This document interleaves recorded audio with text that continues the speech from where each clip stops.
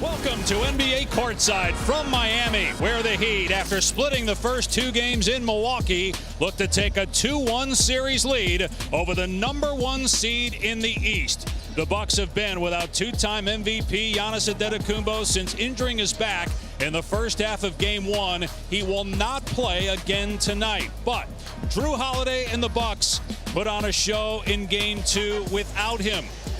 Jimmy Butler in Miami, meanwhile, looking to bounce back after they got throttled in Milwaukee in Game 2. And hi, everybody. Dave Pasch alongside Richard Jefferson and Roz Golden-Woode. Philadelphia swept Brooklyn earlier today, so the Sixers advance. Atlanta got back at its series with Boston last night. Knicks, Cleveland, Game 4, ABC tomorrow, and Game 3, Bucks and Heat here tonight. Milwaukee's been here before, Richard. You go back to conference finals a couple years ago when Giannis missed some games. The Bucks obviously got through that series and won the NBA championship.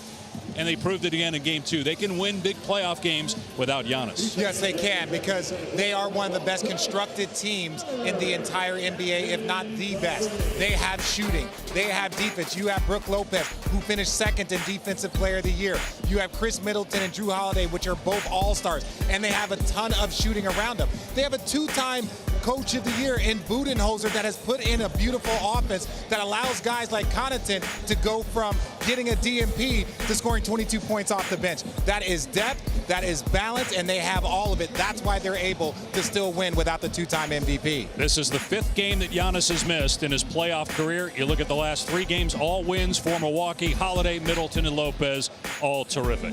Now on the other side, for Miami, you know what you're going to get from Jimmy Butler. He's been better in the playoffs, as good as he's been in the regular, better in the playoffs throughout his career than the regular season. You know what you're going to get from Bam.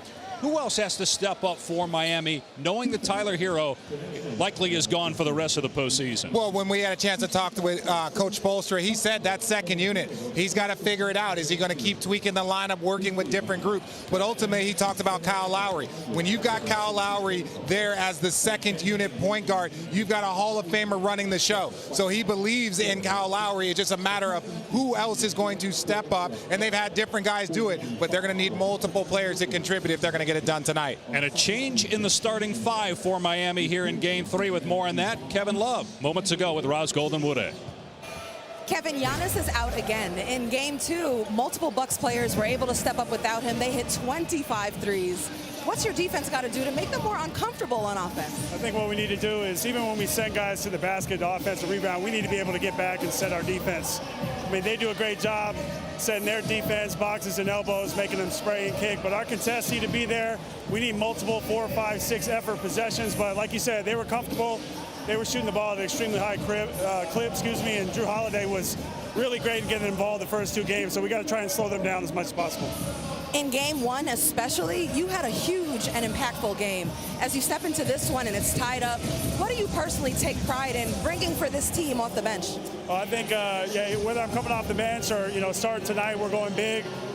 Just rebounding the ball. Last game I felt like each and every one of us could have stepped up, played better on the defensive and offensive end. But tonight we need multiple possessions. We need offensive rebounds. We need to create shots for one another and then play through Jimmy and Bam. So I think that's what's going to be the difference for us tonight. We got to set the tone, protect home court, and if we do that, we're going to be okay. All right, thank you. Good luck tonight. Appreciate it, Ross. Thank you. Guys. All right, Game 3, Roz, is coming up. Series tied at 1. We'll send it to the studio when you come back.